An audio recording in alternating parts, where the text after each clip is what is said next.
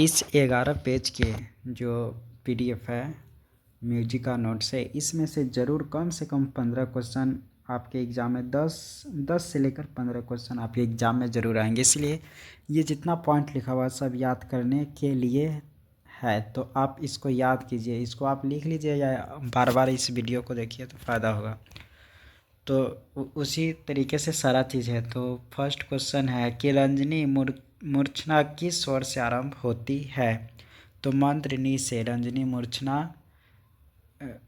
Start होता है। ये षड्ज ग्राम का है, ये निम्नलिखित जो है षड्ज ग्राम का है, जैसे सा नी ध प म ग रे। तो इस तरीके से जब हम पीछे की ओर जाते हैं तो षड्ज ग्राम में जो सा होता है, सा शुरू होता है, जो उत्तर मंद्रा का नाम है, यानी कि रंजनी मूर्छना किस स्वर से आरंभ होता है?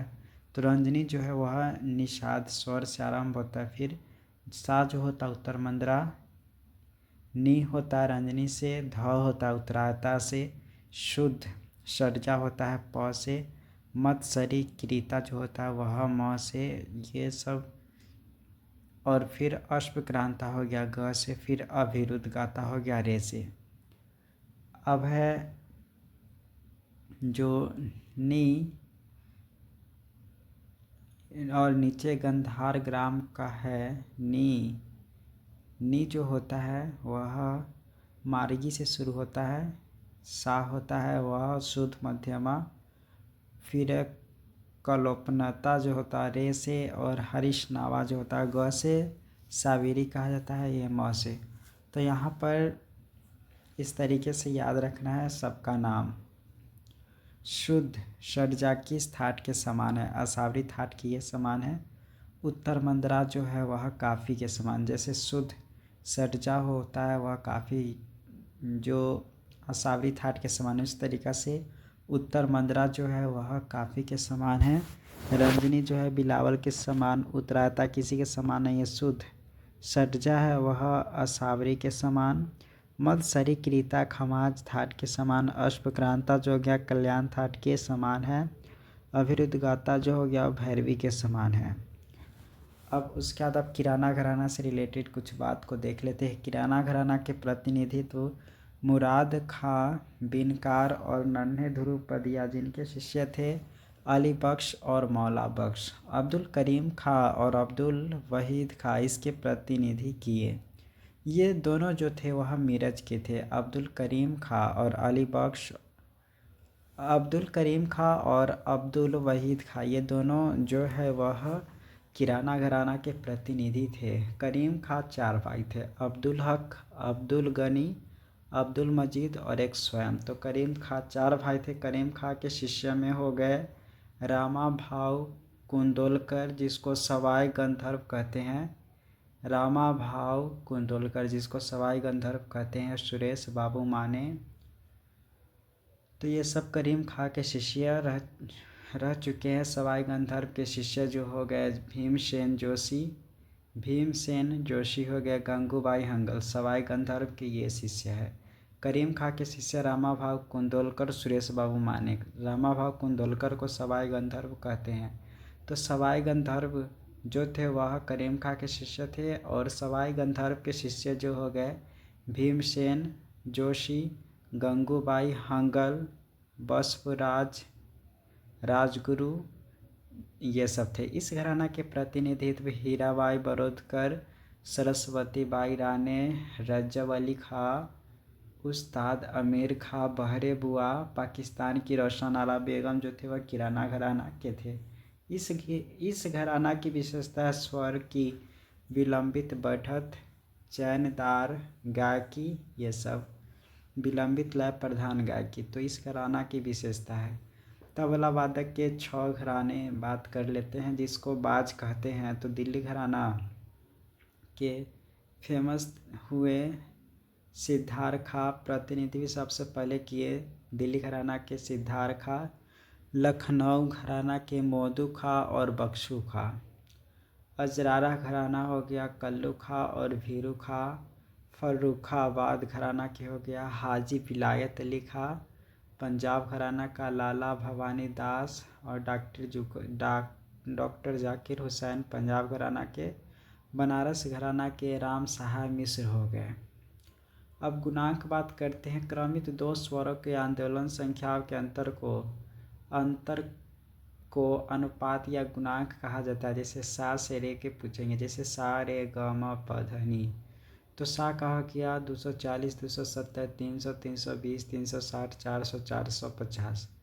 तो 24, 27, 30, 32, 36, 40, 45 ऐसे याद कीजिए। और दोनों को आप भाग करेंगे, यानी कि सा और रे कह रहा है तो सा के 240 हो गया, 270 हो गया रे का, तो दोनों को भाग करके सिंपली कटेगा 8/9 भाग में। तो इस तरीके से उसका गुणांक 8:9 कहलाता है। इस तरीक़ा से रेगा हो गया, गमा हो गया, मपा हो गया, पौधा हो गया, 360 और 40, 400, इस तरीके से 8:9 होगा।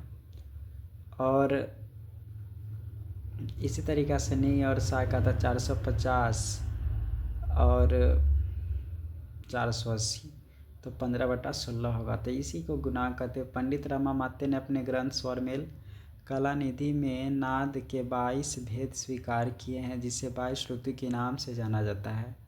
स्थान दृष्टि से नाद के 5 भेद है, या मतंग के अनुसार 5 भेद है। सूक्ष्म नाद जो नाभि कमल से उत्पन्न होता है, अति सूक्ष्म जो हृदय से उत्पन्न होता है, पुष्ट नाद, इसे व्यक्त नाद भी कहा जाता है, जो कंठ आश्रित होता है। अपुष्ट नाद इसे अव्यक्त नाद भी कहा जाता है, जो मनुष्य के तालु में स्थित रहता है। कृत्रिम यह मुख से होता है। शारंगदेव के अनुसार नाद के 5 भेद, सूक्ष्म, अति सूक्ष्म, व्यक्त, अव्यक्त, कृत्रिम। तो इस तरह से शारंगदेव के अनुसार है। यूनानी संगीत में स्वर को मुकाम के नाम से जाना जाता है और इसे संगीत में कुल 12 मुकाम प्रचलित है। इसी संगीत के आधार पर भारतीय संगीत में 12 स्वरों का प्रचलन हुआ है। तो यूनानी संगीत में मुकाम है, उसी से 12 स्वर का प्रचलन हुआ। इस संगीत में श्रुतियों को हंगाम कहा जाता है। यूनानी में श्रुतियों को हंगाम कहा जाता है और इसकी कुल संख्या 24 हंगाम है। प्राचीन कालीन ग्रंथों में स्वर के 3 भेद मिलते हैं, ग्रह, अंश, न्यास।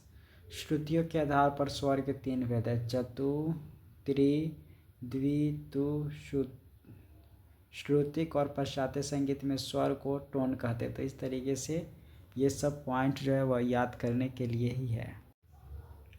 अब यहाँ पर है चतुश्रुतिक स्वर। 4 श्रुति इसके होते हैं चतुश्रुति की। पाश्चात्य संगीत में इसे मेजर टोन या पूर्ण स्वर कहते हैं। वैदिक काल में इसे स्वरित स्वर के नाम से जाना जाता था। वैदिक काल में जो चतुश्रुतिक स्वर है उसको स्वरित के नाम से जाना जाता था। हिंदुस्तानी संगीत में सा म प चतुश्रुतिक स्वर है। सेंट पद्धति के आधार पर इन स्वरों के 203.6 सेंट और सेवर्ट पद्धति के आधार पर इन स्वरों के 51 सेवर्ट होते हैं। उसी प्रकार से त्रिश्रुतिक स्वर को माइनर टोन कहते हैं, इसको लघु स्वर कहते हैं। ये अनुदात होते हैं जिसमें रे और ध स्वर आते हैं। सेंट पद्धति के अनुसार 182.6 सेंट और सेवर्ट पद्धति के आधार पर 46 सेवर्ट होते हैं। द्विश्रुतिक स्वर इसे अर्ध स्वर या सेमीटोन भी कहते हैं। गानी ये होते हैं 111.6 सेंट होते हैं और सेवर्ट पद्धति के आधार पर 28 सेवर्ट होते हैं। अब 10 विकृत स्वर के मानने की संख्या, यानी कि 10वां पॉइंट हम बात करेंगे विकृत स्वरों के मानने की संख्या। जैसे भरत, मतंग और दत्तिल ने 2 विकृत स्वर माने हैं। भरत, मतंग, दत्तिल ने 2 विकृत। जो हिंदुस्तानी संगीत है उसमें मैक्सिमम सभी संगीतज्ञ 7 शुद्ध स्वर माने हैं, लेकिन विकृत स्वरों के मानने की संख्या अलग अलग है। जैसे भरत, मतंग और दत्तिल ने 2 विकृत स्वर माने हैं। पंडित वेंकट मखी श्रीनिवास भातखंडे जी ने 5 विकृत स्वर माने हैं। रमा मात्य, पुंडरीक विठल श्रीकंठ जी ने 7 विकृत स्वर माने हैं। पंडित लोचन जी ने 9 विकृत स्वर माने हैं। पंडित शारंगदेव, पंडित विष्णु दिगंबर पलुस्कर, इन्होंने 12 विकृत स्वर माने हैं। सोमनाथ जी ने 15 विकृत स्वर, पंडित अहोबल ने 22 विकृत स्वर माने हैं। संगीत समय सार के अनुसार संवादी को मंत्री की पदवी से संबोधित किया जाता है। संगीत समय सार के अनुसार संवादी स्वर को मंत्री की पदवी से संबोधित किया जाता है। ये संगीत समय सार में कहा गया है। भरत के अनुसार किसी भी राग में वादी संवादी के बीच जो स्वरों के बीच 9 या 13 श्रुतियों का अंतर होना अनिवार्य है, ये भरत जी ने कहा है। पंडित शारंगदेव ने इन दोनों स्वरों के बीच 8 और 9 श्रुतियों का अंतराल बतलाया है। अनुलग्न का स्वर, इस स्वर को प्रदर्शित करने के लिए स्वर के ऊपर दाईं ओर लिखा जाता है, जैसे ग म। ग अनुलग्न हो गया, म आगे लिखते हैं लेकिन बोलते हैं पहले, तो ये अनुलग्न स्वर हो गया। स्वयंभू स्वर, एक तार को आघात करने से 5 सप्तकों की ध्वनि उत्पन्न होती है। प्रथम आघात करने से मूल नाद या मूल स्वर कहते हैं, मतलब प्रथम आघात करने पर जो पहले ध्वनि सुनाई देता है उसको मूल नाद या मूल स्वर कहते हैं। इसके अतिरिक्त जो नाद या स्वर सुनाई दे उसे स्वयंभू स्वर कहते हैं। इसे प्रकृति स्वर भी कहते हैं। स्वयंभू स्वर की उत्पत्ति मूल नादों के दुगुने, तिगुने, चौगुन आदि में होते हैं। ग्रह स्वर, जिस स्वर से जाति गायन प्रारंभ किया जाता था उसे ग्रह स्वर कहते हैं। इसकी संख्या 63 है। भरत मुनि के अनुसार गायन तथा वादन संगीत का ग्रहण ग्रह स्वर से होने के कारण ही इसे ग्रह स्वर कहते हैं। भरत मुनि के अनुसार संगीत में गायन तथा वादन संगीत का ग्रहण ग्रह स्वर से होने के कारण इसे ग्रह स्वर कहते हैं। पंडित वेंकटमखी जो गीत स्वर आदि का ग्रहण करवाए, ग्रह स्वर की परिभाषा पंडित वेंकटमखी ने इस तरीके से दिए हैं, जो गीत स्वर आदि का ग्रहण करवाए उसे ग्रह स्वर कहते हैं। संगीत दर्पण में गीत के प्रारंभ में ही जो स्वर स्थापित किया जाता है उसे ग्रह स्वर कहते हैं। तो संगीत दर्पण में इस तरह का बात लिखा हुआ है कि गीत के प्रारंभ में ही जो स्वर स्थापित किया जाता है उसे ग्रह स्वर कहते हैं। दत्तिल ने यह बात कहा है कि गीत के प्रारंभिक स्वर को ग्रह स्वर कहते हैं। अब अंश स्वर बात करते हैं। भरत के अनुसार जाति के प्रमुख स्वरों, यहाँ पे है अंश स्वर। भरत के अनुसार जाति के प्रमुख स्वरों के अंश स्वर कहते हैं। एक जाति में एक से अधिक अंश स्वर।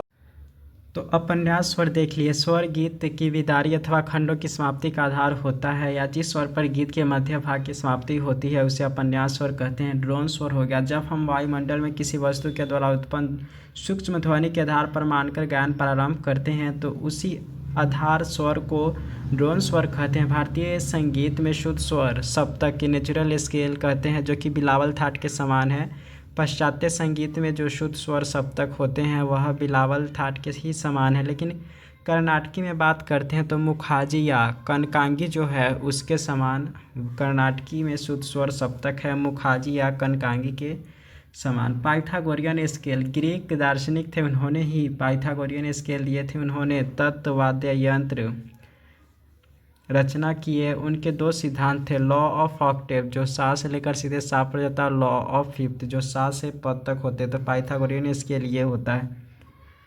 डायटोनिक स्केल को द्विस्वरक ग्राम कहते हैं। ये टोन और सेमीटोन से मिलकर बना होता है। इसके 2 प्रकार होते हैं, मेजर स्केल जो कि बिलावल थाट के समान है और माइनर स्केल वह असावरी थाट के समान है। तो डायटोनिक स्केल द्विस्वरक ग्राम कहते हैं, टोन और सेमीटोन से मिलकर बना होता है।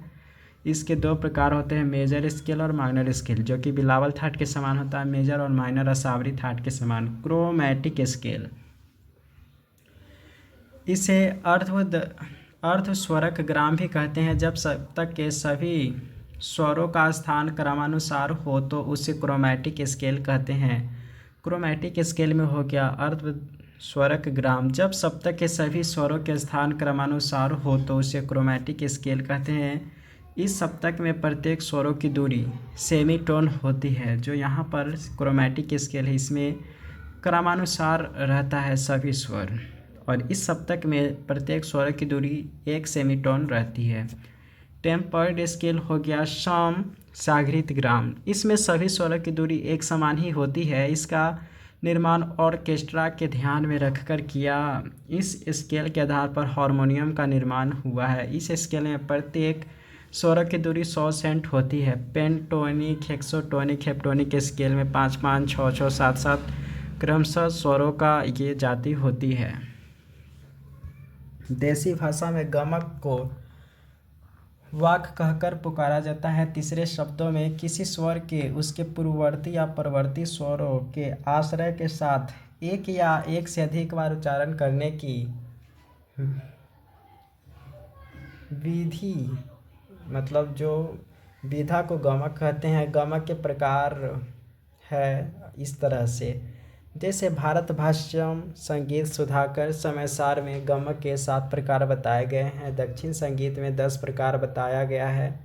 राग विबोध में 17 बताया गया है। संगीत रत्नाकर में संगीत दर्पण, चतुर्दंडी प्रकाशिका, संगीत सुधा, संगीत सरामृत में यहाँ पे 15 प्रकार बताए गए हैं। तो सबसे पहले भारत भाष्यम, संगीत सुधाकर, समय सार में 7 प्रकार के गमक बताए गए हैं। दक्षिण संगीत में 10 प्रकार बताया गया है। राग विबोध में 17 प्रकार के गमक बताए गए हैं। उसके बाद है संगीत रत्नाकर, संगीत दर्पण, चतुर्दंडी प्रकाशिका, संगीत सुधा, संगीत सरामृत में 15 प्रकार के बताए गए हैं। संगीत मकरंद में 19, संगीत परिजात में 20, सेनिया घराना में 22 प्रकार के गमक बताया गया है। संगीत रत्नाकर में प्राचीन परंपरा के अनुसार 7 एवं इसके अतिरिक्त 8 अर्थात 15 गमकों का वर्णन संगीत रत्नाकर में किया गया है। तिरिप यहाँ पे 15 प्रकार के बताते हैं। तिरिप जिसको हिल्लोल कहते हैं, इसमें स्वरों के 1/8 मात्रा काल के वेग से कंपित किया जाता है। जैसे सा बोलते हैं तो उसको कंपित करते हैं 1/8 मात्रा में। और स्फुरित को गिट करी भी कहते हैं, इसका मात्रा काल 1/6 होता है। तिरिप हो गया जिसको हिल्लोल कहते हैं, इसमें स्वरों के 1/8 मात्रा काल के वेग से कंपित किया जाता है। तो ये पहला गमक हो गया। दूसरा गमक हो गया संगीत रत्नाकर का स्फुरित, इसको गिटकरी भी कहते हैं, इसमें जो होता है 1/6 के वेग से कंपित किया जाता है। उसका तीसरा हो गया कंपित, इसको खटका भी कहते हैं, जैसे सारे निशा। तो इस तरह से ये खटका होता है। लीन जो होता है वह 1/2 मात्रा काल का होता है। आंदोलितम जो होता है 1 मात्रा का होता है। वलित जिसको मिंट कहते हैं। तो द्रुत लय में अनेक प्रकार की वाणियाँ मिश्रित होती है। द्रुत लय में अनेक प्रकार की वाणियाँ मिश्रित होती है, उसी को वलित कहते हैं, जिसको मिंट भी कहते हैं। त्रिभिन्न एक ही स्वर समूह को तीनों सप्तक में वेग के साथ संचार करने की त्रिभिन्न गमक कहते हैं। एक ही स्वर के समूह को तीनों सप्तक में वेग के साथ संचार करने को त्रिभिन्न गमक कहते हैं। जैसे सारे ग और तार सप्तक का सारे ग। कुरुल हो गया घसीट। वलित गमक में ही सघनता से स्वरों का उच्चारण करना कुरुल कहलाता है। कुरुल घसीट। वलित गमक में ही सघनता से स्वर के उच्चारण करना कुरुल कहलाता है। आहत संचार करके या करते समय आगे के स्वरों को आघात करके लौटना।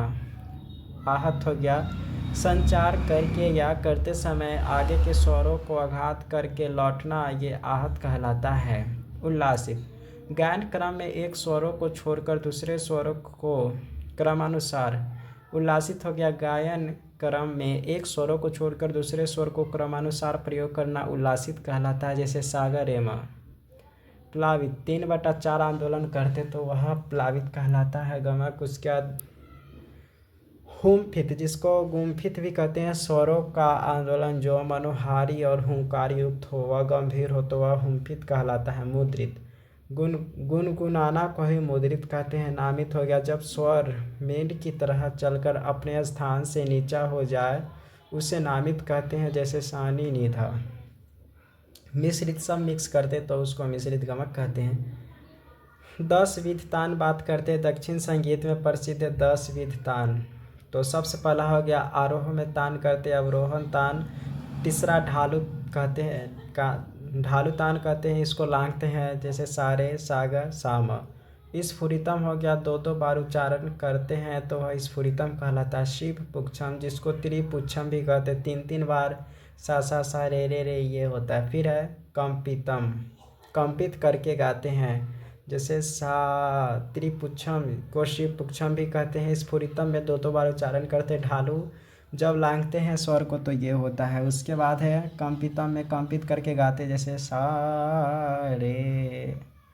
आहतम हो गया, इस गमक में दो स्वरों को इस प्रकार गायन करते हैं, सारे रे ग ग म म प प ध, तो आहतम ये हो गया। प्रत्याहतम, इसमें दो स्वरों को अवरोहात्मक इस प्रकार गाते हैं, जैसे सानी नी ध ध प। आंदोलितम तान हो गया, स्वरों को ऊपर या नीचे झुलाकर गाते हैं, जैसे सारे सानी। मूर्छना हो गया, राग के स्वरों के आरोह अवरोह करके इस प्रकार गाते हैं कि राग का स्वरूप स्पष्ट हो जाए, तो उसको मूर्छना कहते हैं। राग के स्वरों के आरोह अवरोह करके इस प्रकार गाते हैं कि राग का स्वरूप स्पष्ट हो जाए, तो वह मूर्छना तान कहलाता है। कट पयादि संख्या, कर्नाटक में 72 मेल बनाने की तरीका, इसका वर्णन राग लक्षण नामक ग्रंथ में किया गया। इसमें 1 से लेकर 1 2 3 4 5 6 7 8 9 उसका 0 तक हम लिखते हैं, हिंदी वर्णमाला से निरूपित किया गया है। कटपयादि में 4 अक्षर है, कटपय, जिसमें काक जो पहला है क का अर्थ है क से लेकर यन तक, जिसमें 10 अक्षर हो गया। ट का अर्थ है ट से लेकर न तक, मतलब इसमें भी 10 अक्षर हो गया। प का अर्थ है प से लेकर म तक, यानी कि इसमें 5 अक्षर है। और य का अर्थ है य से लेकर ह तक, यानी कि 8 अक्षर है।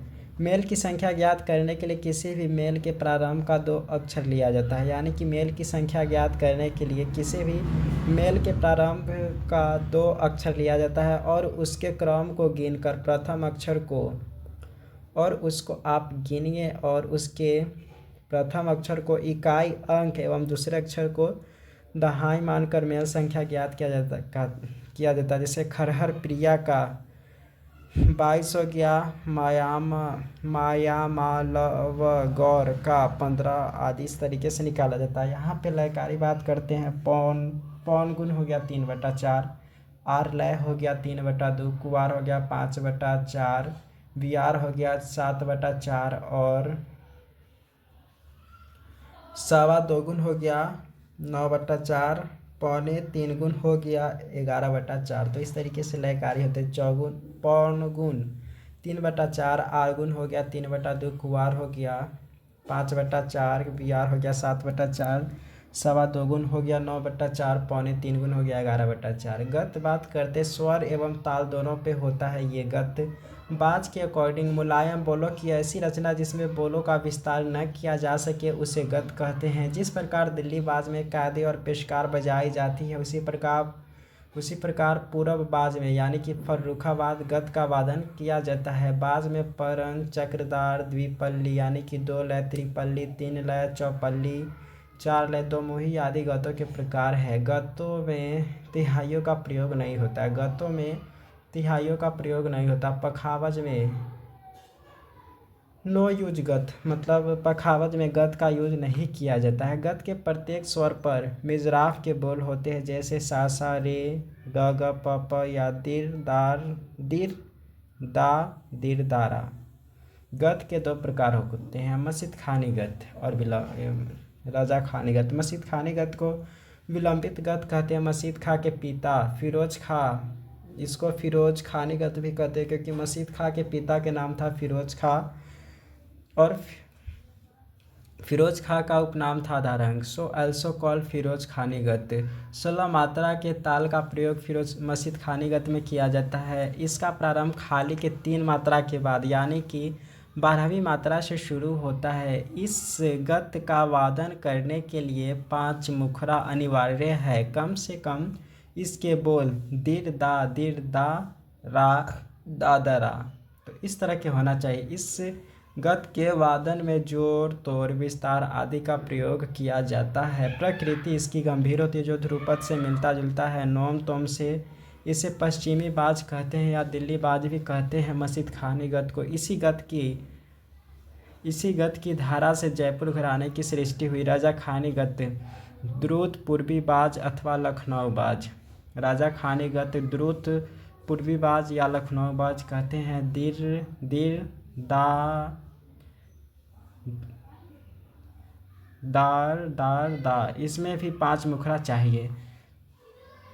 थोड़ा सा खाने गत के बारे में जान लिया। अब जोड़ बात करते, सितार पर गत बजाने से पहले जो आलाप झाले के साथ बजाया जाता है, सितार पर गत बजाने से पहले जो आलाप झाले के साथ बजाया जाता है उसे जोड़ के साथ बजाया जाता है। जोड़ के साथ ही लरी गुथात आदि अंगों को भी दिखाया जाता है। झाला बात करते हैं, जोड़ के बाद झाला प्रारंभ होता है जब स्वर के बाद 2 अथवा 3 बार चिकारी बजाते हुए किसी छंद का आधार लेकर जब द्रुत गति में वादन करते हैं तो उसे झाला कहा जाता है। झाला हो गया जोड़ के बाद जब झाला हो गया जोड़ के बाद झाला प्रारंभ होते हैं जब स्वर के बाद 2 अथवा 3 बार चिकारी बजाते हुए किसी छंद का आधार लेकर जब द्रुत गति में वादन करते हैं तो उसे झाला कहा जाता है। या बाज या चिकारी के तारों का द्रुत लय में प्रयोग करने की क्रिया को झाला कहते हैं। चिकारी के तारों का द्रुत लय में प्रयोग करने की क्रिया को झाला कहते हैं। यह राजा खाने के अंत में बजाया जाता है। ग्राम शब्द का सर्वप्रथम प्रयोग नाट्य शास्त्र में किया गया। इसका व्याख्या मतंग ने अपने बृहदेशी ग्रंथ में किया है। ग्राम शब्द और राग दोनों का भरत ने प्राचीन काल में स्वरों को श्रुति की स्थापना अंतिम श्रुति पर की थी। भरत ने जो प्राचीन काल में स्वरों को श्रुति मतलब उन्होंने जो श्रुति होते हैं उसके अंतिम जो श्रुति पर जो स्वर का रहता है उसको स्थापना किए थे भरत ने प्राचीन काल में। संचारी अस्थाई आरोही अवरोही वर्ण के मिश्रित स्वर समूह को गाने की क्रिया कहते हैं, जैसे सा सा सा रे ग रे सा। इसे संगीत सोपान में संचारी वर्ण के नाम से जाना जाता है, जैसे प्राक्रांतर में बतलाया गया है। पंडित सारंग देव और पंडित दामोदर ने अपने अलंकार की संख्या 63 बताओ। अलंकार बात करते हैं तो अलंकार भी अलग अलग यहाँ पे है। तो पंडित सारंग देव और पंडित दामोदर ने अलंकार की संख्या 63 माने हैं, जिसमें वर्ण के साथ आरोही के 12, अवरोही के 12, संचारी के 25। पंडित सारंग देव और पंडित दामोदर ने अलंकार की संख्या 63 माने हैं, जिसमें वर्ण के साथ अलंकार माने हैं आरोही के 12, अवरोही के भी 12, संचारी के 25 एवं अन्य के 7 अलंकार माने हैं। पंडित वेंकटमुखी ने 8 अलंकार माने हैं, दत्तिल और पार्श्वदेव ने 13, पंडित सुधा कलश ने 18, नारद ने 19, पुंडरीक विट्ठल ने 25, भरत और मतंग ने 33, सोमनाथ ने 34, नान्यदेव ने 56 तथा पंडित अहोबल ने 68 अलंकारों की संख्या माने हैं। महर्षि भरत ने अलंकार के 6 भेद बतलाए हैं। महर्षि भरत ने अलंकार के 6 भेद बतलाए हैं। उच्च, दीप्त, मंद्र, नीच, द्रुत एवं विलंबित। उच्च, दीप्त, मंद्र, नीच, द्रुत एवं विलंबित। आलाप्ति के 2 भेद है, राग आलाप्ति और रूपक आलाप्ति। आलाप्ति के 2 भेद है, राग आलाप्ति और रूपक आलाप्ति। रागालाप्ति हो गया, इसमें राग एवं अन्य राग के स्वर का प्रयोग करके। रागालाप्ति हो गया, इसमें राग एवं अन्य राग के स्वरों के प्रयोग करके राग का तिरोभाव किया जाता था। रागालाप्ति हो गया, इसमें राग एवं अन्य राग के स्वरों का प्रयोग करके राग का तिरोभाव किया जाता था और पुनः रागवाचक प्रयोग स्वरों को प्रयोग करके विभाव किया जाता था। इसमें संपूर्ण प्रक्रिया में स्वस्थान के नियम का पालन किया जाता था। रूपक आलाप्ति में हो गया, इसके 2 भेद थे। प्रतिग्रहणिका, जब राग में अविर्भाव तिरोभाव करके प्रत्येक बार राग के बोलों का ग्रहण किया जाए। प्रतिग्रहणिका हो गया, जब राग में अविर्भाव तिरोभाव करके प्रत्येक बार राग के बोलों का ग्रहण किया जाए तो उसे प्रतिग्रहणिका कहा जाता था। प्रतिग्रहणिका हो गया, जब राग में अविर्भाव तिरोभाव करके प्रत्येक बार राग के बोलों का ग्रहण किया जाए तो उसे प्रतिग्रहणिका कहा जाता था। इसमें लय सदा समान रहता था। भंजनी, इसके 2 प्रकार है, अस्थाई भंजनी और रूपक भंजनी। अस्थाई भंजनी हो गया, यदि गीत की किसी पंक्ति को लेकर उसके स्वरों को भिन्न प्रकार से प्रयोग किया जाए तो उसे अस्थाई भंजनी कहा जाता था। अस्थाई भंजनी हो गया, यदि गीत की किसी पंक्ति को लेकर उसके स्वरों को भिन्न प्रकार से प्रयोग किया जाए तो उसे अस्थाई भंजनी कहा जाता था। इसमें समान लय रखा जाता था। रूपक भंजनी, जब पूरे गीत को ही अस्थाई भंजनी के समान गाया जाए तो उसे रूपक भंजनी कहते हैं। जब पूरे गीत को ही अस्थाई भंजनी के समान गाया जाए तो उसे रूपक भंजनी कहते हैं। अब 9 पेज में आ गया स्वस्थान। यह प्राचीन कालीन आलाप गायन का एक सुंदर नियम था जिसमें राग या जाति के प्रमुख स्वर को केंद्रित करके यह प्राचीन कालीन आलाप गायन की एक प्रमुख सुंदर नियम था जिसमें राग या जाति के प्रमुख स्वर को केंद्रित करके उसे चौथे, आठवें तथा सप्तक के तीनों प्रकार मध्य, मंद्र, मध्य और तार तीनों क्षेत्रों में विभाजित कर आलाप एवं तानों के द्वारा जाति का संपूर्ण विस्तार किया जाता था। स्वस्थान हो गया। यह प्राचीन कालीन आलाप गायन का एक सुंदर नियम था जिसमें राग या जाति के प्रमुख स्वर को केंद्रित करके उसे चौथे, आठवें तथा सप्तक के तीनों प्रकार मंद्र, मध्य और तार क्षेत्र में विभाजित कर आलाप एवं तानों के द्वारा जाति का संपूर्ण विस्तार किया जाता था। स्वस्थान नियमों के अनुसार संपूर्ण जाति को 4 भागों में विभाजित किया गया था।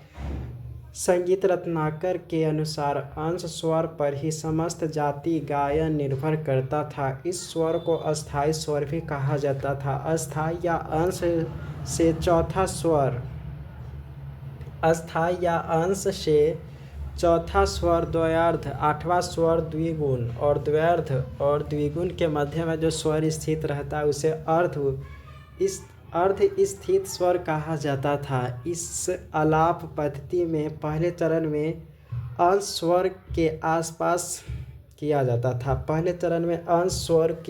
किया जाता था और यहाँ पे है कि अंश के द्वयार्ध स्वर तक, तीसरे चरण में अंश से अर्ध व्यवस्थित तक, चौथे चरण में द्विगुण के ऊपर तक आलाप किया जाता था। आधुनिक काल में भी आलाप के 4 प्रकार का प्रयोग किया जाता है। सितार या सरोद पर बजाने की क्रिया को तोरा कहा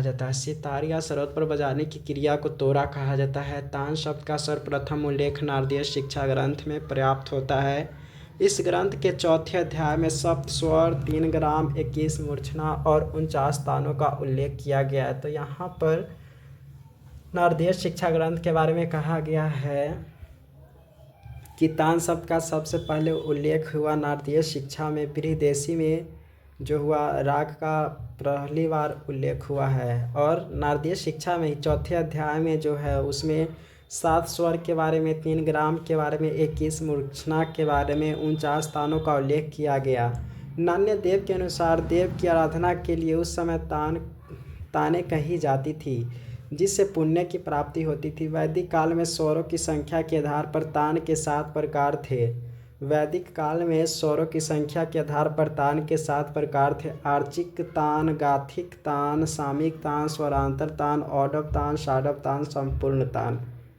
तो वैदिक काल में स्वरों की संख्या के आधार पर तान के 7 प्रकार थे। यहाँ पे आर्चिक तान हो गया, 1 स्वर का प्रयोग किसी तान में करते थे तो आर्चिक तान हो गया। गाथिक तान जब 2 स्वर का प्रयोग करते तब सामिक तान हो गया, 3 स्वर का प्रयोग करते तब उसका चौथा में स्वरांतर तान हो गया जब 4 स्वर का प्रयोग करते। फिर औडव तान 5, षाडव तान में 6 स्वर का प्रयोग किया जाता था, संपूर्ण तान में 7 प्रकार के प्रयोग किया जाता था। प्रवेश तान, जिस तान में एक स्वर से दूसरे स्वर पर मेल लिया जाता है तो बीच के स्वर को स्पर्श करते हुए आरोहण अवरोहण किया जाता है, उसे प्रवेश तान कहते हैं। अब यहाँ पर है संगीत रत्नाकर में 15 तान का उल्लेख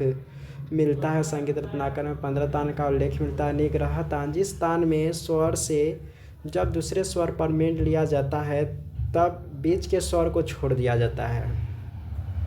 निग्रह तान हो गया, जिस तान में स्वर से जब दूसरे स्वर पर मेल लिया जाता है तो बीच के स्वर को छोड़ दिया जाता है तो उसे निग्रह तान कहते हैं। महर्षि भरत ने षडज और मध्यम ग्राम मिलाकर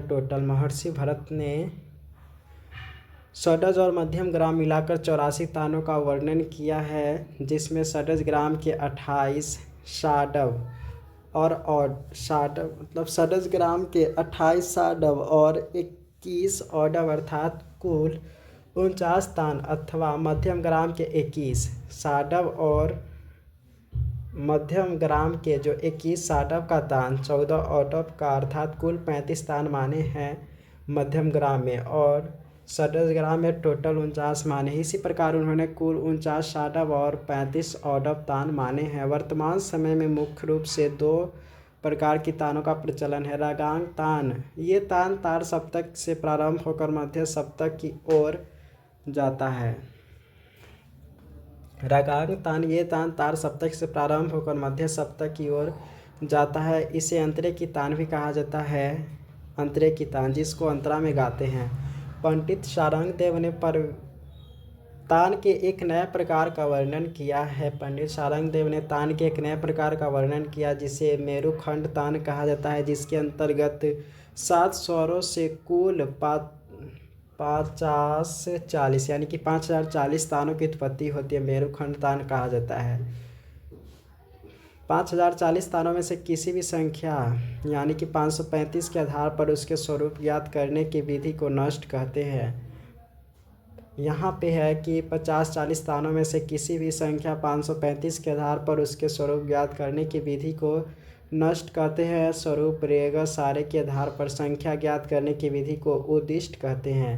आचार्य भरत ने गांधर्व के 3 प्रकार बतलाए हैं। प्रथम शरीर, जिसको गात्र वीणा कहते हैं। द्वितीय हो गया वीणा और तृतीय हो गया पद। आचार्य भरत ने गंधर्व के 3 प्रकार बतलाए हैं। प्रथम हो गया शरीर, जिसको गात्र वीणा कहते। द्वितीय हो गया वीणा और तृतीय हो गया पद। पद के 2 प्रकार हैं, निबंध और अनिबद्ध। गांधर्व के अंतर्गत 18 जातियाँ, 14 गीतक एवं 84 तानों का वर्णन किया गया है। अब यहाँ पे है कुतुब विरिंद को कुतुब कहा, जो 3 प्रकार के होते हैं। पाणिनि काल में इसे तुर्य और भरत काल में इसे अतोद्य नामों का प्रयोग किया जाता था। मुगल काल में नौबत था। उसके बाद वाद्य भांड के नाम से जाना जाता था। ऑर्केस्ट्रा भी कहते हैं इसे। दक्षिण भारत में इसे वाद्य कचहरी के नाम से आधुनिक काल में भी जाना जाता है। दक्षिण भारत में इसे वाद्य कचहरी के नाम से जाना जाता है, आधुनिक काल में भी जाना जाता है। ग्रामीण या लोक संगीत में इसे लहरा कहते हैं। ऑर्केस्ट्रा को शास्त्रीय संगीत में इसे गत के नाम से जाना जाता है। भरत ने अपने ग्रंथ में अपने 3 प्रकार के कुतुब का वर्णन किया, तत्, अवनद और नाट्य कुतुब। भारतनाट्यम की शिक्षा देने वाले को नटवन कहा जाता है। अब दाढ़ी बात करते हैं। संगीत जीवित वर्ग या समुदाय को ढाडी कहा जाता है। अबुल फजल के अनुसार ढाडी लोग युद्ध भूमि में सैनिकों को उत्तेजित करने के लिए विरुद्ध गान करते थे। दाढ़ी हो गए ढाडी। संगीत जीवित वर्ग या समुदाय को ढाडी कहा जाता है। अबुल फजल के अनुसार ढाडी लोग युद्ध भूमि में सैनिकों को उत्तेजित करने के लिए विरुद्ध गान करते थे, जो मूल रूप से पंजाब के निवासी थे। तो अबुल फजल के अनुसार ढाडी लोग युद्ध भूमि में सैनिकों को उत्तेजित करने के लिए विरुद्ध गान करते थे, जो मूल रूप से पंजाब के निवासी थे। कालांतर में ढाडी जाति के लोग विभिन्न प्रकार के गान शैली एवं वाद्य यंत्रों का वादन करने लगे। मेल यानी कि थाट। सर्वप्रथम उल्लेख दक्षिण भारत के विजयनगर साम्राज्य के विद्वान मंत्री एवं कवि विधारण्य ने 14वीं शताब्दी यानी कि 1336 ईस्वी में किया। मेल। सर्वप्रथम उल्लेख दक्षिण भारत के विजयनगर साम्राज्य के विद्वान मंत्री एवं कवि विधारण्य ने 14वीं शताब्दी में 1336 ईस्वी में किया। उन्होंने अपने ग्रंथ संगीत सार में यानी कि विधारण्य ने लिखे हैं। उन्होंने अपने ग्रंथ संगीत सार में 15 मेलों का उल्लेख किया है। पंडित लोचन अपने ग्रंथ राग तरंगिनी में मेल के लिए संस्थान शब्द का प्रयोग किया है। पंडित लोचन ने अपने ग्रंथ राग तरंगिनी में तथा उन्होंने अपने ग्रंथ में 12 संस्थान माने हैं, जो भैरवी, तोरी, गौरी, कनीट, केदार, यमन, सारंग, मेघ, पूर्वी, धनाश्री, मुखाडी और दीपक है। पंडित वेंकटमकी ने अपने ग्रंथ चतुर्दंडी प्रकाशिका में गणितीय विधि से 72 मेलों की संख्या के घोषित किए, किंतु 19 मेलों के अंतर्गत 56 रागों का वर्णन किया है, जो भूपाली, बसंत, भैरव, सामवराली, मुखाजी, गौल, भैरवी, अहिरी, हिजुजी, श्री, शंकराभरण, कामभोजी, देशाक्षी, सामंत, शुद्धावली, पंतुरावली, नाट, शुद्धराम, क्रिया, सिंह, रव तथा कल्याणी गौल है। रमामात्य ने 20 मेलों का वर्णन स्वर मेल कलानिधि में किया। रमामात्य ने 20 मेलों का वर्णन किए। ग्रंथ और ग्रंथकार। अभिनव गीत मंजरी के लेखक है श्री कृष्ण नारायण रातन जनकर। अभिनव गीतांजलि के लेखक है रामाश्रय झा। अभिनव संगीत शिक्षा के लेखक है श्री कृष्ण नारायण रतनजनकर। श्री कृष्ण नारायण रतनजनकर है अभिनव गीत मंजरी का और अभिनव गीत शिक्षा का। तान मालिका के लेखक है राजा भैया पूंछ वाले। बाल संगीत दर्पण के लेखक है पंडित जगदीश नारायण पाठक। बाल संगीत परिचय का लेखक है प्रोफेसर हरीशचंद्र श्रीवास्तव। राग दर्पण के लेखक है पंडित जगदीश नारायण पाठक। युवा संगीत के लेखक है महावीर प्रसार मुकेश। युवा संगीत के लेखक है महावीर प्रसार मुकेश। राग शास्त्र के लेखक है डॉक्टर गीता बनर्जी। राग विज्ञान के लेखक है विनायक राव पटवर्धन। राग विज्ञान के लेखक है विनायक राव पटवर्धन। राग प्रवीण के लेखक है पंडित गणेश प्रसाद शर्मा। राग दर्शन के लेखक है मणिक बुआ ठाकुरदास। राग दर्शन के लेखक है मणिक बुआ ठाकुरदास। स्वरांजलि के लेखक है शारदा मिश्रा। स्वरांजलि के लेखक शारदा मिश्रा। सूरसागर दत्तात्रेय कृष्ण जंगम के लेखक है, मतलब सूरसागर के लेखक है दत्तात्रेय कृष्ण जंगम। सूरसागर ग्रंथ के लेखक है। संगीतांजलि किताब के लेखक है ओंकार नाथ ठाकुर। संगीतांजलि किताब के लेखक ओंकार नाथ ठाकुर। पुष्टि संगीत प्रकाश के लेखक है संगीत नाटक अकादमी के द्वारा ये मिलकर लिखा गया पुष्टि संगीत प्रकाश। कजरी के लेखक है डॉक्टर शांति जैन। तराना संग्रह के लेखक है कृष्ण नारायण तेलंग। संगीत प्रवीण दर्शिका के लेखक है पंडित नारायण लक्ष्मण गुने। संगीत प्रवीण दर्शिका के लेखक है पंडित नारायण लक्ष्मण गुने। संगीत प्रवीण दर्शिका के लेखक है पंडित नारायण लक्ष्मण गुने। संगीत प्रवीण दर्शिका के लेखक है पंडित नारायण लक्ष्मण गुने। अंकित अलंकार के लेखक है पंडित विष्णु दिगंबर पलुष्कर। अंकित अलंकार के लेखक है पंडित विष्णु दिगंबर पलुष्कर। लक्ष्मण गीत संग्रह के लेखक है पंडित विष्णु नारायण भातखंडे। लक्ष्मण गीत संग्रह के लेखक है पंडित विष्णु नारायण भातखंडे। आगरा परंपरा गायकी और चीज़ें, इसका लेखक है प्रोफेसर आर.सी. मेहता। आगरा परंपरा गायकी और चीज़ें प्रोफेसर आर.सी. मेहता के द्वारा लिखा गया हुआ है। नायक नायिका भेद और राग रागनी वर्गीकरण का तुलनात्मक अध्ययन, ये किनके द्वारा लिखा गया हुआ है, तो प्रोफेसर प्रदीप कुमार दीक्षित के द्वारा लिखा हुआ है। नायक नायिका भेद और राग रागनी वर्गीकरण का तुलनात्मक अध्ययन, प्रोफेसर प्रदीप कुमार दीक्षित। संगीत तत्व दर्शन के लेखक है पंडित विष्णु दिगंबर पलुष्कर। संगीत तत्व दर्शन के लेखक है पंडित विष्णु दिगंबर पलुष्कर।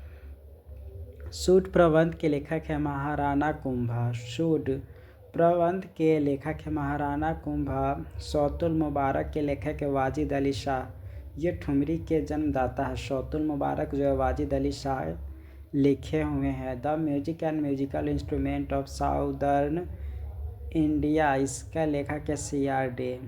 संगीत समय सार के लेखक है पार्श्वदेव जिसमें 10 अध्याय है। पुंडरीक विठल ने अपने ग्रंथ सदाग्र चंद्रोदय में 19 मेलों का वर्णन किया है। पुंडरीक विठल ने अपने ग्रंथ सदाग्र चंद्रोदय में 19 मेलों का वर्णन किया, जिसका नाम है मुखाजी माल ऑफ गौर केदार हिज्जे हमीर कामोद तोरी आभेरी शुद्धावरिली शुद्ध राम क्रिया सारंग कल्याण हिंडोल नंद राय क्रिया श्री शुद्ध नाट देव साक्षी और कर्नाट गौर है। इन्होंने राग मंजरी में 20 मेल माने हैं, यानी कि सदाग्र चंद्रोदय में 19 मेल माने और वहीं पर राग मंजरी में इन्होंने 20 मेल माने हैं।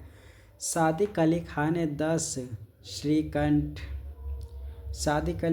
10 और श्रीकंठ 11 मेल, भाव भट्ट ने 20, सोमनाथ ने 23। तो इस तरीके से याद रखना है कि सादिक अली खान ने 10 मेल माने हैं, श्रीकंठ जी ने 11 मेल माने हैं, भाव भट्ट ने 20 मेल माने हैं, सोमनाथ ने 23 मेल, तुलाजी राव भोसले ने 21 मेल, हृदय नारायण देव ने 12 या 13 मेल माने, जिसमें से लोचन के 12 मेल हृदय राम मेल का जोड़ दिया है। तो यहाँ पर है कि सादिक अली खान ने 10, श्रीकंठ ने 11 मेल, भाव भट्ट ने 20 मेल, सोमनाथ ने 23 मेल, तुलाजी राव भोसले ने 21, हृदय नारायण देव ने 12 या 13 मेल माने, जिसमें से लोचन के 20 मेल से हृदय रामा मेल को जोड़ दिया। भातखंडे जी ने अपने ग्रंथ श्रीमल्यक्ष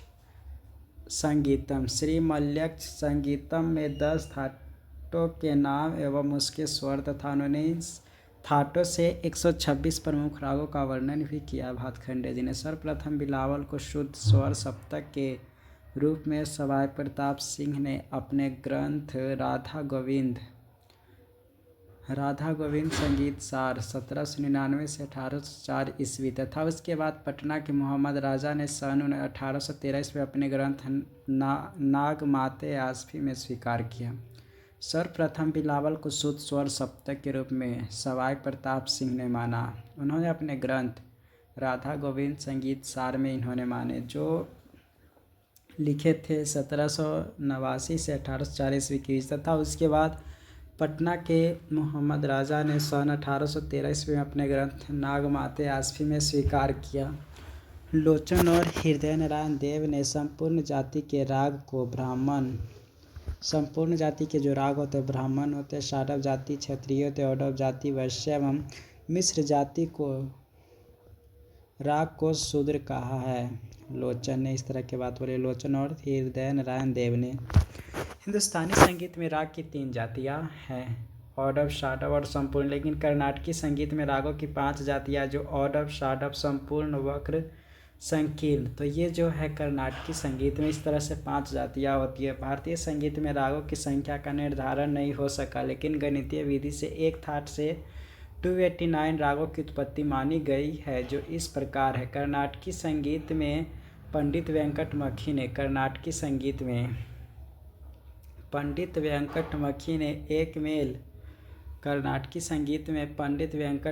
ने एक मेल से गणितीय विधि से 484 रागों की उत्पत्ति सिद्ध करके बतलाए हैं। वेंकट मखी ने कर्नाटकी संगीत में, पंडित दामोदर ने 20, श्रीकंठ ने 17, नान्यदेव दोनों ग्राम मिलाकर 40, विधारण्य 50, रामामात्य ने 63, पंडित लोचन और सोमनाथ ने रागों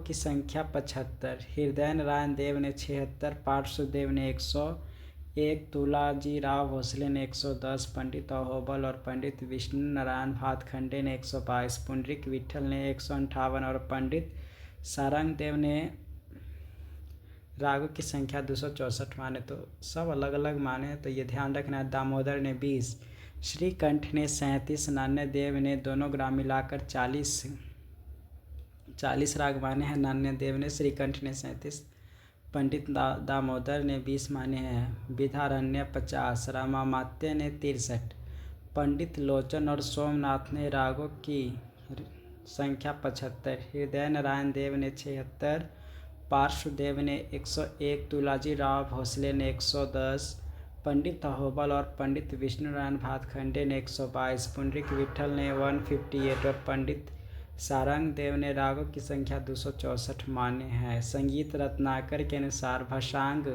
राग की संख्या 11 है। संगीत रत्नाकर के अनुसार भसांग राग की संख्या 11 है। पार्श्वदेव के अनुसार भसांग राग की संख्या 47 है, जिसमें से संपूर्ण की शाडव 11, औडव 15 माने हैं। पार्श्वदेव ने 47 भसांग राग को माने हैं, जिसमें से संपूर्ण की शाडव 11, औडव 15 है। अब उपांग बात करते। पंडित सारंग देव ने भसांग क्रियांग का सामान्य अनुसरण करने वाले राग को उपांग कहा है।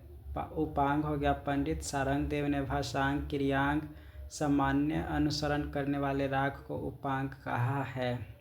तो उपांग के बारे में कि पंडित सारंग देव ने भसांग क्रियांग का सामान्य अनुसरण करने वाले राग को उपांग कहा है। सिंह भूपाल के अनुसार अंग के आश्रय से उत्पन्न राग उपांग कहलाता। अंग के आश्रय से उत्पन्न राग उपांग कहलाते हैं। संगीत दर्पण के अनुसार जिसमें मुख्य राग की छाया बहुत कम दृष्टिगोचर होती है उसे उपांग कहते हैं।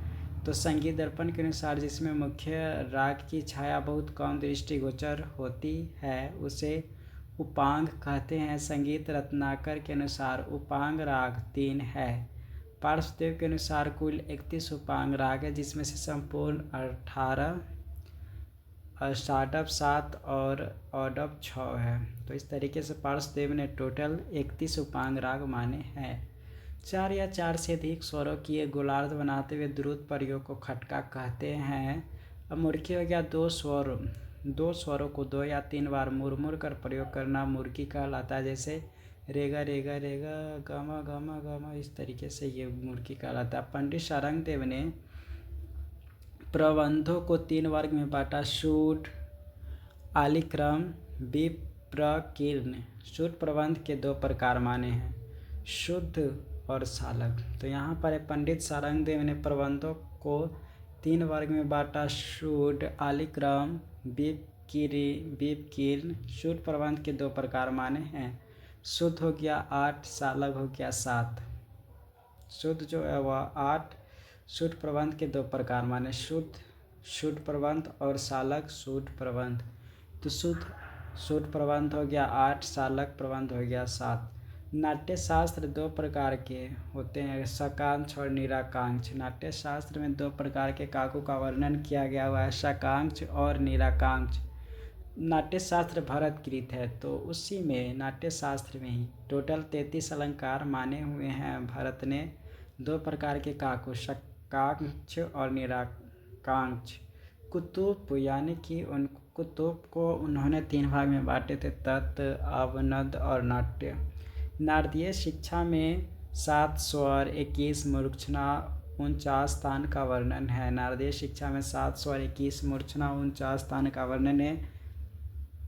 12 मेल पहले ये था। तरंगिणी के थाट के नाम और आधुनिक थाट के नाम यहाँ पे बताया जा रहा है। तो पहले के समय में भैरवी जो राग तरंगिणी में था वो अभी के काफ़ी थाट के समान है। तोरी जो था वह भैरवी थाट के अभी के समान है।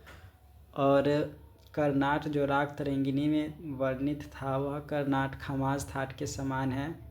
केदार जो है वह बिलावल थाट के समान है। ईमन यह कल्याण के नाम के समान है।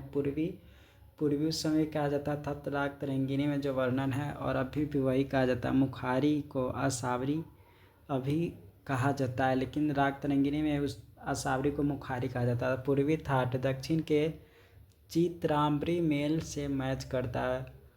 सारंग, गौरी, मेघ, धनाश्री, दीपक थाट, ये सब 12 मेल से टोटल 75 थाट उत्पन्न हुआ। पंडित अहोबल का तीव्र स्वर पंडित अहोबल का तीव्र स्वर शुद्ध स्वर से एक श्रुति ऊपर माना। पंडित अहोबल का तीव्र स्वर शुद्ध स्वर से एक श्रुति ऊपर माना। तीव्रतम जो स्वर अगर होता है तो 2 श्रुति ऊपर माने। पंडित अहोबल का तीव्र स्वर शुद्ध स्वर से एक श्रुति ऊपर माना है। तीव्रतर अगर रहेगा तो 2 श्रुति ऊपर, अगर तीव्रतम है तो 3 श्रुति ऊपर, अति तीव्रतम है तो 4 श्रुति ऊपर। इस तरीके से कोमल है तो 1 श्रुति नीचे, पूर्व स्वर है तो 2 श्रुति नीचे। पंडित अहोबल ने 14 तीव्र विकृत स्वर माने हैं, 8 कोमल विकृत स्वर माने, कुल 29 स्वर उन्होंने माने थे। पंडित अहोबल ने 7 शुद्ध स्वर, 14 तीव्र विकृत स्वर, 8 कोमल विकृत स्वर माने हैं। पंडित अहोबल ने 12 स्वरों का रागों में प्रयोग किया है। पंडित अहोबल ने आंदोलन संख्या भी बताया, जैसे सारे गामा प ध नि 240, 270, 288, 320, 360, 405, 432। तो सा का हो गया 240, 270, ग का हो गया 288, म का 320, प का 360, ध का 405, नि का 432। अब वहीं पर अगर कोमल रे है तो 25 हो 254, 2/17 कोमल रे का हो गया। और उसके बाद तीव्र ग ग अगर तीव्र है तो उसका 301 17/43 यानी कि 301 अनुपात 17/43 उन्होंने माने हैं। फिर है म तीव्र म है तो 337.1/2, कोमल ध है तो 381.3/7, तीव्र नी है तो 301 17/43 गुना 3/2, इस तरीके से इन्होंने माने हैं। अब बात करते हैं देशी किन्नरी वीणा के 3 प्रकार होते हैं, लघु, मध्यम, बृहत। देशी किन्नरी वीणा के 3 प्रकार होते हैं, लघु, मध्यम, बृहत। इसमें 3 तुम्बा होता है। देशी किन्नरी वीणा के 3 प्रकार होते हैं, लघु, मध्यम, बृहत। इसमें 3 तुम्बा होता है। रुद्र वीणा का सर्वप्रथम उल्लेख। देशी किन्नरी वीणा के 3 प्रकार है, लघु, मध्यम, बृहत। इसमें 3 तुम्बा होता है। रुद्र वीणा का सर्वप्रथम।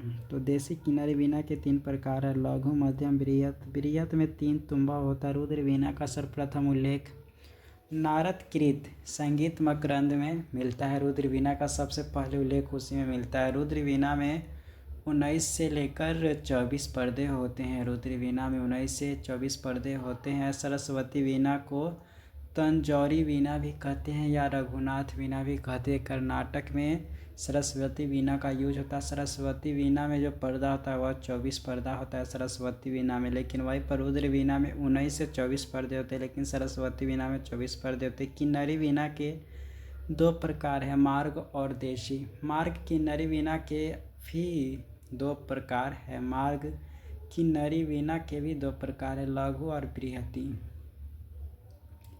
मयूरी वीणा का आविष्कार गुरु हरगोविंद सिंह। मयूरी वीणा का आविष्कार गुरु हरगोविंद 6वें गुरु है, उन्होंने किए थे। मयूरी वीणा का आविष्कार गुरु गोविंद सिंह जो कि 6वें गुरु थे, मयूरी वीणा का आविष्कार किए थे। मयूरी वीणा में 20 पर्दे होते। सुरबहार को मंद्र सितार भी कहते हैं, जिसके पर्दे जर्मन सिल्वर के बने होते। सुरबहार को मंद्र सितार भी कहते हैं, जिसके पर्दे जर्मन सिल्वर के बने होते। इस राज सारंगी और सितार वाद्य यंत्र मिलकर, सारंगी और सितार ये दोनों मिलकर इस राज बनाते। इस राज का बड़ा आकार मंद्र बहार कहलाता है। इस राज का बड़ा आकार मंद्र बहार कहलाता है।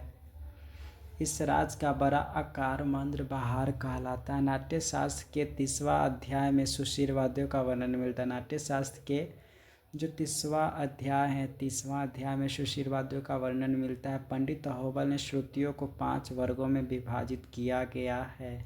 पंडित अहोबल जी ने श्रुतियों को 5 वर्गों में विभाजित किया। संगीत पारिजात में 56 अलंकार और 500 श्लोक है। संगीत पारिजात में 56 अलंकार है और 500 श्लोक है। षड्जग्राम की विकृति जो है षड्ज कौशिकी, षड्ज मध्यमा, षड्ज दोच्यवती। तो ये षड्जग्राम की विकृत स्वर का नाम यहाँ पे है, षड्ज कौशिकी, षड्ज मध्यमा, षड्ज दोच्यवती। वहीं पर मध्यम ग्राम की विकृत स्वर है कौशिकी, रक्तागंधारी, कर्मारवी। ग्राम 2 तरह का होता है। षड्ज ग्राम में टोटल 7 जातियाँ, वहीं पर मध्यम ग्राम में 11 जातियाँ है। षड्ज ग्राम की जो 7 जातियाँ शुद्ध 4 होते हैं, विकृत 3 होते हैं। वहीं पर 11 जातियाँ बात करते हैं। मध्यम ग्राम में 11 जो जाति होता है उसमें शुद्ध 3 होते हैं और विकृत जो होता है वह 8 होता है। तो ग्राम 2 होते हैं, षड्ज ग्राम, मध्यम ग्राम। षड्ज ग्राम में कुल 7 जातियाँ होती है और मध्यम ग्राम में टोटल 11 जातियाँ होती है। षड्ज जातियाँ में शुद्ध 4, विकृत 3 होते हैं और मध्यम ग्राम में 11 जातियाँ होता है, शुद्ध 3 होता है, विकृत 8 होता है। जातियों के भिन्न भिन्न स्वर बात करते हैं। यहाँ पे है 7 स्वर वाली जातियाँ जो होता है, 7 स्वरों वाली जातियाँ होता है जो वह 4 होता है, जो कि मध्य, मदिच्वा, षड्ज, कौशिकी, षाडजी और गंधारी मिलकर बना होता है। कर्मारवी जो होते कर्मारवी, ये भी 7 स्वर वाली जातियाँ है। गंधार पंचमी ये भी 7 स्वर वाला जाति है। 6 स्वर वाला जाति हो गया षाडजी, आंध्री, फिर है गंधारोदिच्वा, नंदयंती। तो इस तरीके से हो गया 6 स्वर वाला जाति हो गया 4, षाडजी, आंध्री, गंधारोदिच्वा, नंदयंती आर्षवी पंचमी गंधारी से मिलकर ये बनता है 6 स्वर वाला जातिया मिलता है। शारजी आंतरिक गंधारो दिच्वा नंदयंती आर्षवी पंचमी प्लस गंधारी से मिलकर बनता है 5 स्वर वाला जातिया 10 होता है। आर्षवी धैवती ने शादी सरज मध्यमा षडजो दिच्यवती गंधारी, तो ये 5 स्वर वाला जातिया है।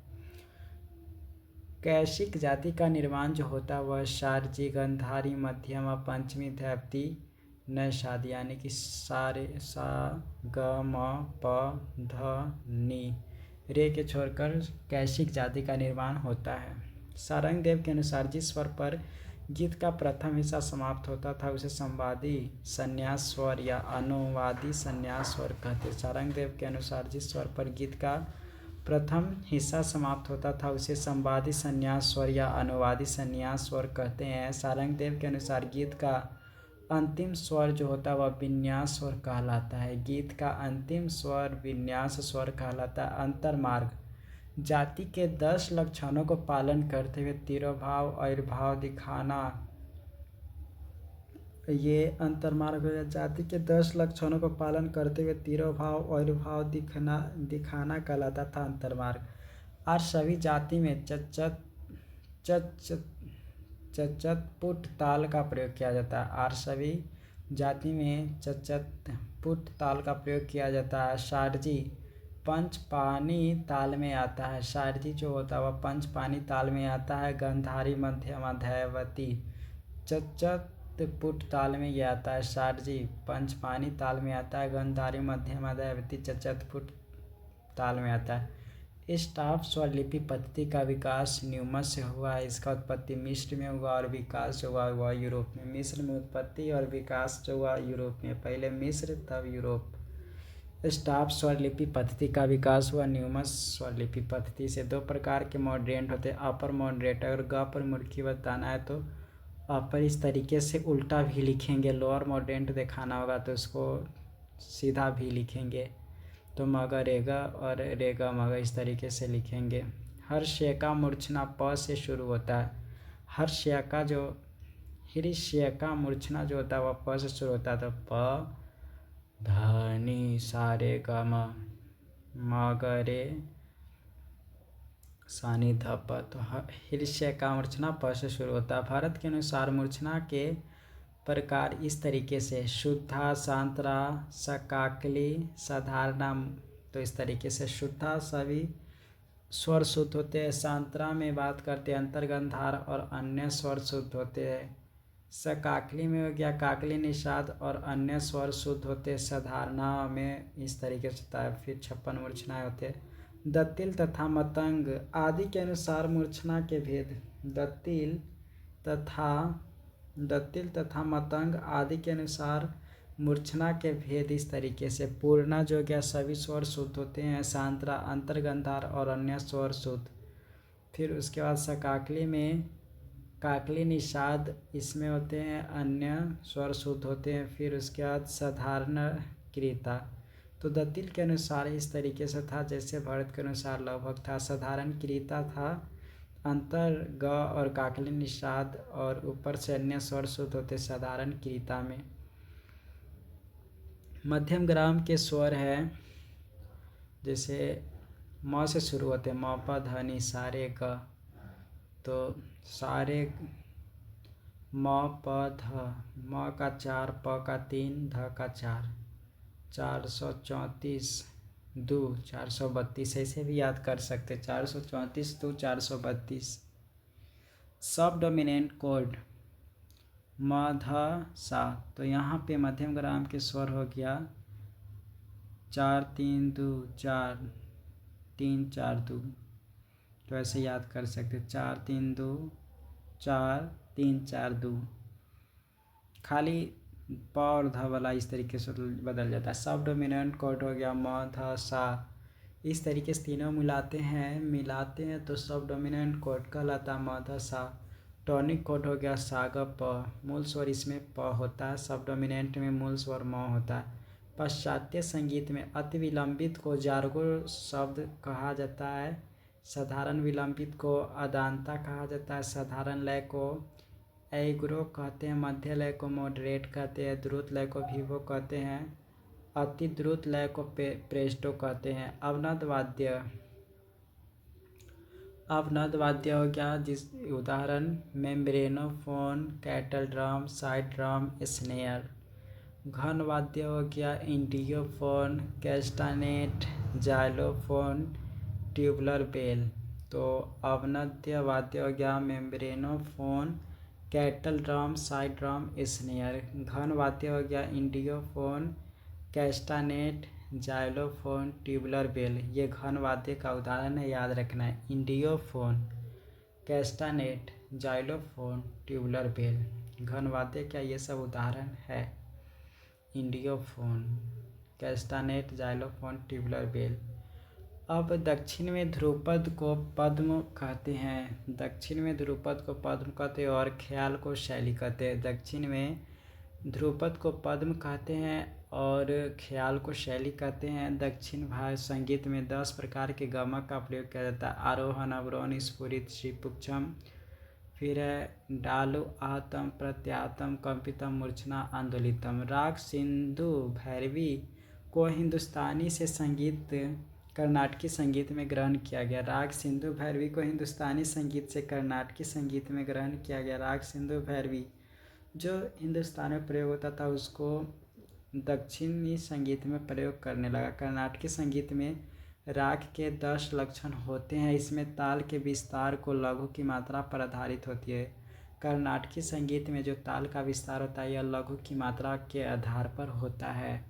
स्वर जाति शैली का प्रयोग कर्नाटकी संगीत में भारतनाट्यम के साथ किया जाता है। स्वर जाति शैली का प्रयोग कर्नाटकी संगीत में भारतनाट्यम के साथ किया जाता है। दक्षिणात्य कमीर कल्याणी 2 रागों से मिलकर बना, हमीर और केदार। तो कमीर कल्याणी जो बना हुआ है वह हमीर और केदार के मेल।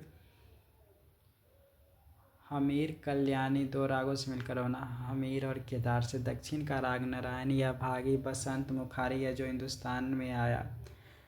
दक्षिण का राग है नारायणी अभागी बसंत मुखारी जो हिंदुस्तान में आया। किस दक्षिण राग का उत्पत्ति लोक संगीत से मानी? तो किस दक्षिण राग की उत्पत्ति लोक संगीत से मानी? तो अनंत भैरवी। अनंत भैरवी से किस दक्षिण राग की उत्पत्ति लोक संगीत से मानी? तो अनंत भैरवी का उत्पत्ति लोक संगीत से आया है। राग शंकराभरण से दक्षिण में सभी सभा की शुरू होती है। राग शंकराभरण से दक्षिण में कोई भी सभा की शुरुआत होती है। नारटा नाट राग दक्षिण पद्धति का पाश्चात्य संगीत के मेजर स्केल के समान है। नाट राग या नारटा दक्षिण पद्धति का राग पाश्चात्य संगीत के मेजर स्केल के समान है। नारायण राव व्यास दोनों क्षेत्र के संगीतज्ञ थे। नारायण राव व्यास उत्तरी और दक्षिणी संगीत के थे। दक्षिण संगीत में अभ्यास को सरली बड़ी सही कहते हैं। दक्षिण संगीत में अभ्यास को सरली बड़ी सही कहते हैं। एपो गियरूटा को कौन भी कहते हैं या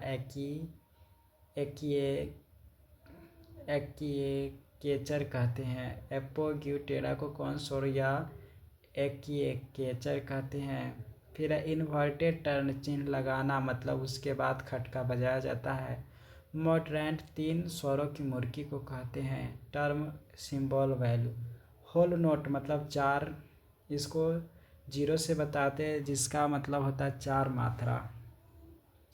हाफ नोट को इस तरीके से लिखते हैं, उसका 2 मात्रा हो गया। क्वार्टर नोट हो गया, इसका 1 मात्रा। 8 नोट हो गया मतलब 1/2 मात्रा। ज्वाइंट 8 नोट हो गया तो 1/8 प्लस 1/2 प्लस 1/2 मतलब 1।